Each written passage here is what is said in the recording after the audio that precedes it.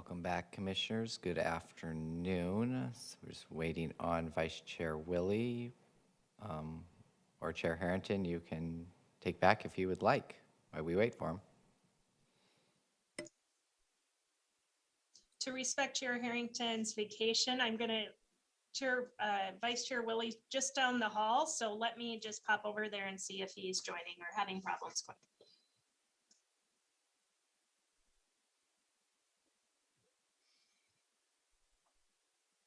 You're on mute, Chair Harrington.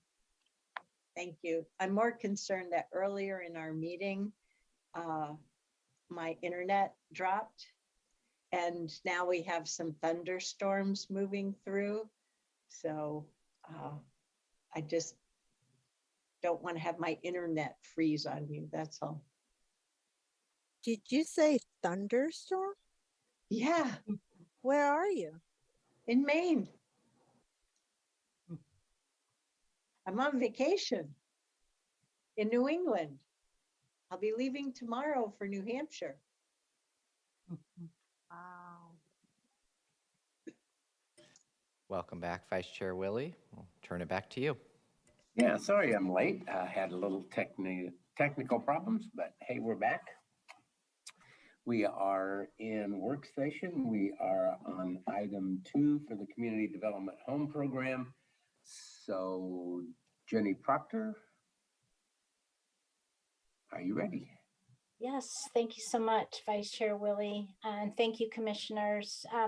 Just restating for the record, my name is Jenny Proctor. I'm the Program Manager for the Office of Community Development, and our office administers on behalf of the county the funds, federal funds from the U.S. Department of Housing and Urban Development, which includes Community Development Block Grant, Emergency Solutions Grant Program, and the Home Investment Partnerships Program. We're here today to talk about a particular funding allocation under the American Rescue Plan Act, which provides funding through that act, but through our regular home program, but with a slightly different set of rules. Joining with me today is Lauren Thomas, who is our Housing and Community Development Specialist. And Lauren was brought on into this position to carry out the planning process and the development of the draft allocation plan, which will be submitted to HUD. And Lauren is our main presenter today. Also joining us is Ann Hawkins, also a housing and community development specialist. And Ann manages the home program, but also assisted on this planning effort. So with that, I will turn it over to Lauren. Thank you, Jenny. Next slide, please. So on March 11th, 2021, the President signed the American Rescue Plan, which provides over $1.9 trillion in relief to address the continued impact of COVID-19. To address the need for homelessness assistance and supportive services, Congress appropriated $5 billion in American Rescue Plan funds to be administered through the Home Investment Partnerships Program. The Washington County Consortium will be receiving just over $6 million in home ARP funds. 15% of that will go towards administration and 85% towards projects, which is just about $5.2 million. Next slide, please. There are 4 eligible activities under home ARP funding. They are non-congregate shelter, affordable rental housing, supportive services, and tenant-based rental assistance. Next slide, please. And there are 4 qualifying populations under this funding. Those who are homeless, at risk of homelessness, those fleeing or attempting to flee domestic violence, dating violence, sexual assault, stalking, or human trafficking. And other populations where assistance would prevent the family's homelessness or serve those with the greatest risk of housing instability. Veterans and their families were also mentioned in the notice, although they do have to meet one of the preceding criteria above. Next slide. So in order to identify gaps in the housing, shelter, and service delivery system, we conducted consultations with community partners and underwent a needs assessment by reviewing data and community plans, such as the point in time count, the housing inventory count, supportive housing services quarterly reports, the American Community Survey, the 2020-2024 Consolidated Plan, and the 2021 Local Implementation Plan. Next slide. So the Office of Community Development, we held individual and group consultations with 48 agencies, which include homeless service providers, domestic violence service providers, public housing agencies, agencies that address the needs of qualifying populations, organizations that address civil rights and fair housing, and organizations that address the needs of persons with disabilities. Some of the groups that we consulted with are the HISN, the CHA, COVID Racial Equity Group, Fair Housing Council of Oregon, and then we held multiple meetings with supportive housing services to ensure alignment with the larger effort that they are undertaking. Next slide. So currently the Washington County Coordinated Entry System is only able to help roughly 28% of literally homeless families and individuals in accessing permanent housing, while 62% of families who exit after receiving temporary services or shelter are stuck leading through the system of waitlist or are looking to seek help outside of Washington County. So the need for year-round shelter for these individuals was a common theme that came up, whether it's short-term transitional shelter to alternative shelter, hotel motel conversions or pod villages. Prevention in the form of rental assistance and payment of rental arrears was another common theme from consultations. Currently, Community Action has been able to provide thousands of households with rent assistance through the COVID funds that have been received, but it is expected to return to pre-COVID capacity in the next few months, which is roughly only 40 households per month. Next slide. So this data is from the 2022 point in time count, which took place on January 26th of this year. So on this night, there were a total of 808 people experiencing homelessness, with 496 living in shelters, 85 in transitional housing, and 227 unsheltered. Of those who were unsheltered, there were 99 who are chronically homeless, 15 veterans, 15 domestic violence survivors, and 182 who are disabled. And historically, the point in time count underrepresents the actual number of those experiencing homelessness. So it's likely that this number is actually higher, and the number of unsheltered homeless individuals is higher than that 227. Next slide, please. The 2021 local implementation plan, the four top needs identified in this plan are year-round emergency shelter access with housing navigation to connect people to housing supports, supportive housing programs with long-term rent assistance, culturally responsive standards of care requirements and trainings for all providers, and a network of culturally specific service providers. Next slide. This is our draft allocation plan for the home ARP funds. So we would be putting $500,000 towards supportive services in the form of short-term rent assistance and payment of rental arrears. Just over $4 million towards non-congregate shelter.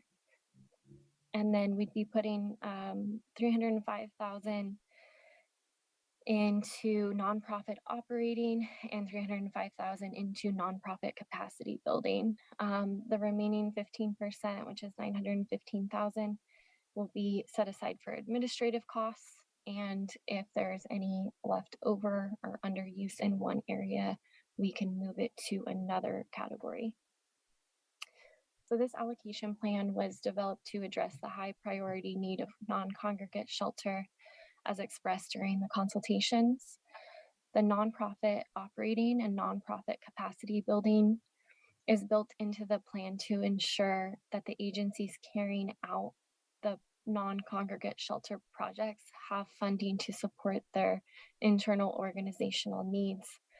And as a result of this new funding, operating funds must be used for the general operating costs of the nonprofit organization, and the capacity building funds can be used for reasonable costs that will result in expansion or improvement of the organization's ability to carry out the home ARP activities. And then the $500,000 in supportive services is proposed to support rent assistance for those households still experiencing rental arrearages that occurred or are still occurring during the COVID-19 pandemic. There are also provisions that in the regulations that allow the non-congregate shelter to be converted to permanent supportive housing after the minimum use period, which varies depending on if the project is an acquisition, rehabilitation, or a new construction project.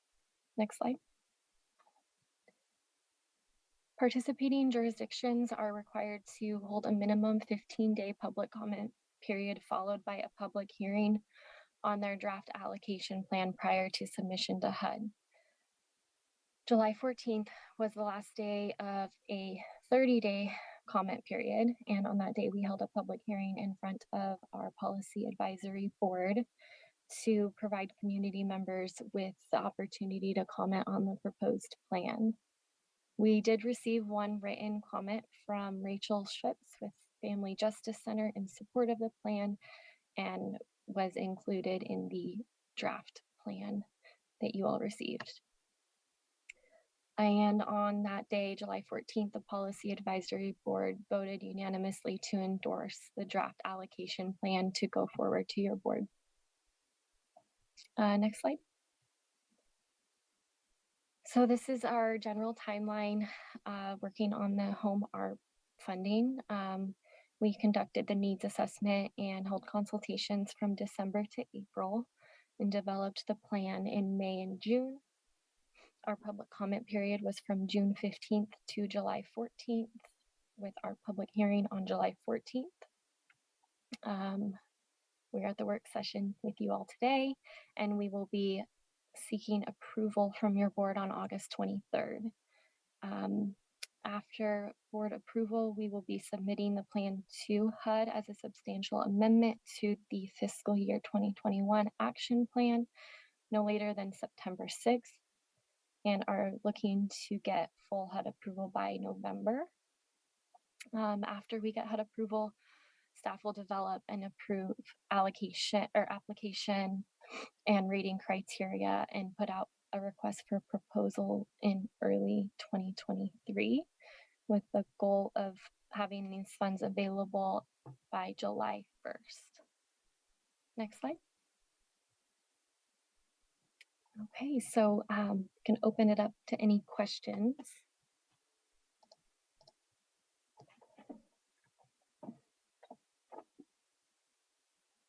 So commissioners,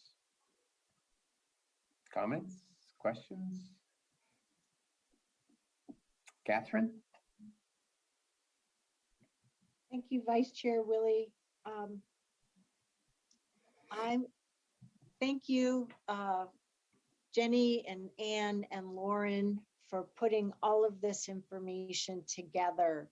I just have, I think, one clarifying question, because I'm not sure that I heard this correctly.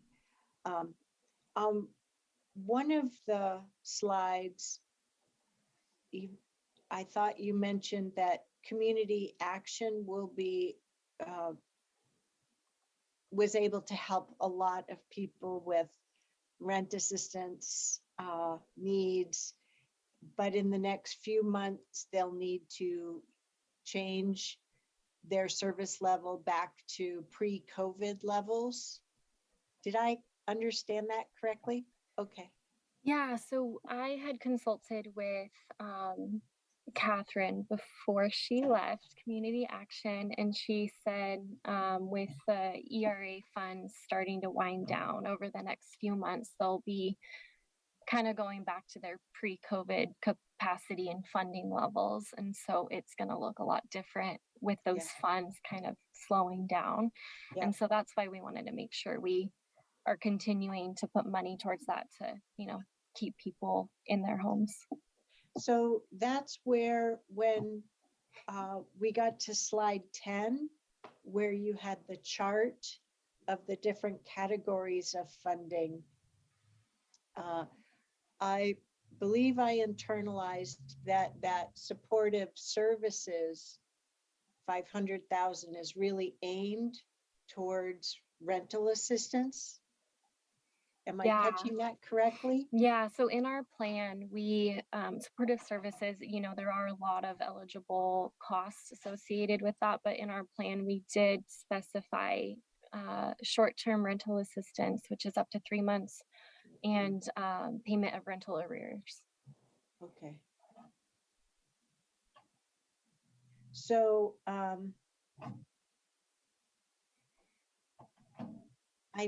I know you all do such tremendous work, so I'm sure you've figured out what levels of needs might be and so on and so forth.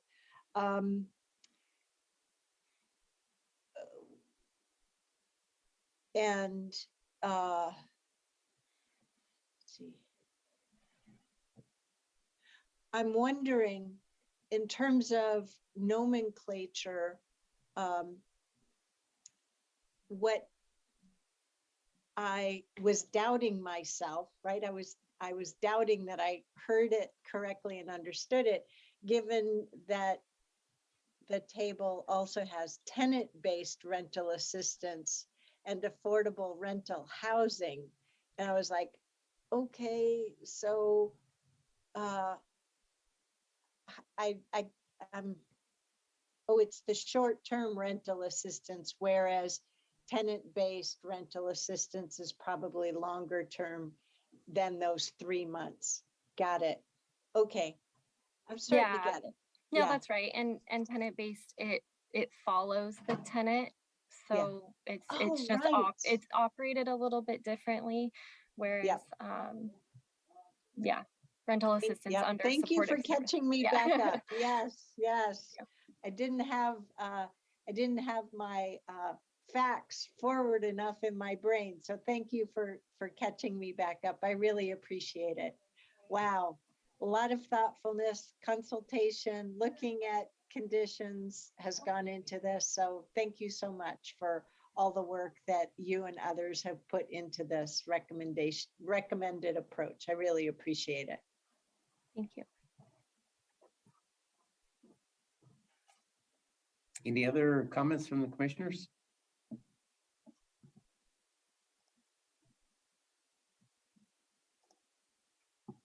Not hearing any. I'd like to echo some of those comments made. This is a great opportunity, and I think you've done a good job of putting this together and given it a lot of thought. So we'll look forward to some successes coming from this, and maybe a report in January. When is that? Is that when you're? Did I read that right? Is that when you're going to get the check? We plan to do an application cycle in early 2023. So Yes, we'll have a better idea of projects by spring probably of next year. Yeah, I see that. I'm sorry. It's July actually of 23. Yeah. So, I was getting ahead of myself there a little bit. So anything else? Vice Chair Willie, if I can just add a bit of context, and I think this may relate, Chair, to your question about rental assistance. Outside of this plan, staff are still actively pursuing ERA, emergency relief assistance funds from the federal government when they are accessible to us. So that is additional dollars we are trying to strive to get to bring into Washington County. So just I wanted to add that on. Multiple streams. Okay. Well, thank you very much, Jenny and team. Great presentation. Appreciate you doing that. Anything else for the good of the order today? Not seeing anything. So enjoy your afternoon and Commissioner Catherine, Willie, I enjoy think, your vacation, will you? Yes. I will. I'll see you all towards the end of August. hold on just a minute. I think Jenny was going to add something else. Jenny, were you going to say something more? No, I was simply starting to wave goodbye. Oh, okay. All right. All right. Thank you. Well, now let's all wave goodbye to Pam and see y'all. Thanks very much. Enjoy the day.